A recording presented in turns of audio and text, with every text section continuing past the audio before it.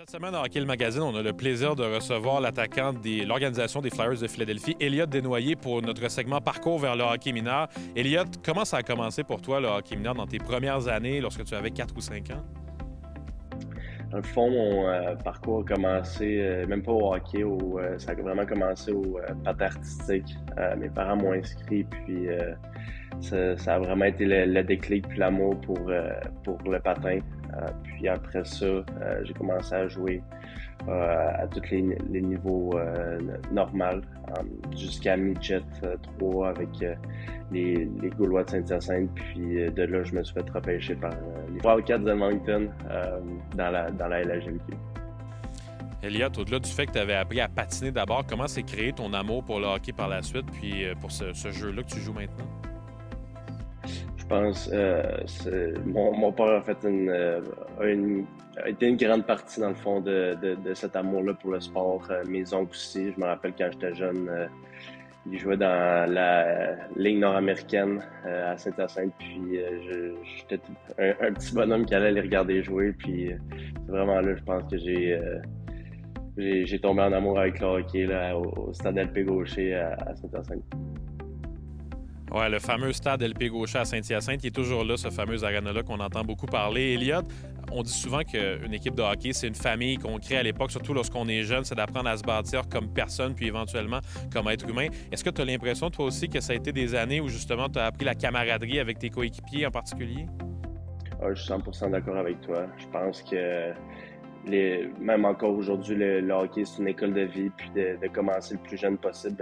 Comme tu disais, ça te fait t'associer à un groupe, puis c'est là que tu commences à former tes premières amitiés, puis que tu vas rencontrer des gens que tu vas garder auprès de toi tout le long de ta vie. Puis pour moi, ça a vraiment été une très grande partie de ma vie jusqu'à aujourd'hui, puis encore pendant longtemps. Tu parles que le hockey peut être une école de vie. Est-ce qu'il y a un point en particulier que tu peux identifier que le hockey mineur t'a appris à devenir l'homme que tu es aujourd'hui?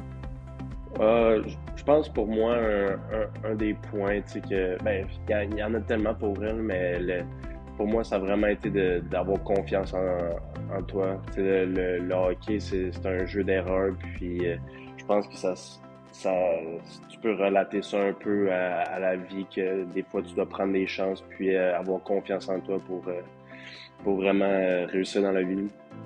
Justement, on parle de hockey mineur. Est-ce qu'il y a des années ou des défis en particulier que tu as eu à surmonter dans ta carrière que tu peux identifier maintenant qui t'ont peut-être aidé à forger qui tu es devenu? Non, je pense que mon parcours a quand même été assez basique. J'ai été surclassé plusieurs fois quand j'étais jeune, puis que ça a fait en sorte que j'ai joué avec des jeunes plus vieux. Puis je pense que, en quelque sorte, ça m'a préparé justement à plus tard, quand j'allais jouer contre des gars comme aujourd'hui, plus vieux, plus forts, plus vite que moi, ben, m'adapter à ce jeu-là, puis vraiment m'aider à aller chercher un petit edge qui fait en sorte que je puisse faire ma place contre ces gars-là. À l'inverse, peut-être du côté positif, est-ce qu'il y a certaines années ou certains moments qui te reviennent qui ont été des moments particulièrement heureux dans ta carrière de hockey mineur? Je pense pour moi, au hockey mineur, ça a vraiment été le tournoi Pee-Wee de Québec. Là. C'est un grand classique, là, mais c'est tellement quelque chose que tu vois gros quand t'es jeune. Puis, même rendu à mon âge, tu parles avec des gars qui viennent de la Californie, qui ont été à ce tournoi-là, puis c'est vraiment quelque chose que je suis fier d'avoir participé. Puis en plus, le fait justement que ça soit au Québec, là, c'est vraiment quelque chose que je suis fier. C'est une belle fierté de l'avoir, ce tournoi-là. Puis oui, à Québec depuis tellement longtemps maintenant. Si on avance un peu maintenant dans le temps, Elliott, au niveau junior, tu as joué dans 2 milieux anglophones, les Wildcats de Moncton, les Mooseheads d'Halifax. À quel point tu penses que ça t'a aidé de partir à l'époque puis de vivre en anglais à ce moment-là, d'apprendre à te forger aussi comme être humain? Je pense que d'aller dans les Maritimes, là, c'est vraiment quelque chose qui m'a aidé à 100%. Là. Il n'y a pas quelque chose qui aurait pu arriver de mieux, je pense, pour moi. Ça a vraiment, juste au niveau de la personnalité, du joueur de hockey, de la personne que j'étais, là, ça m'a vraiment appris des choses sur moi-même.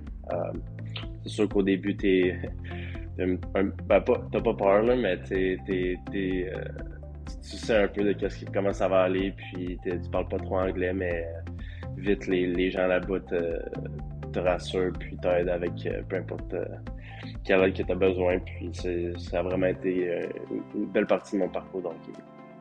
En terminant, Elliott, si on se projette un peu, lorsque tu joueras ton premier match dans la Ligue nationale de hockey, on te souhaite que ça arrive le plus rapidement possible. Est-ce que tu penses qu'il y a quelque chose qui va te revenir en tête, auquel tu vas penser en particulier, qui va te rappeler peut-être ce que tu as vécu dans ta vie avant, ou on va se concentrer seulement sur le moment présent? Ouais, ben, je pense que pour moi, oui, ça va être un bel accomplissement, mais ça va être loin d'être une finalité, là. Fait que, honnêtement, rendu là, je pense que je vais juste penser à qu'est-ce que j'ai besoin de faire, puis essayer de me concentrer sur qu'est-ce que le coach veut voir de moi, puis veut que j'accomplisse afin de rester dans l'alignement.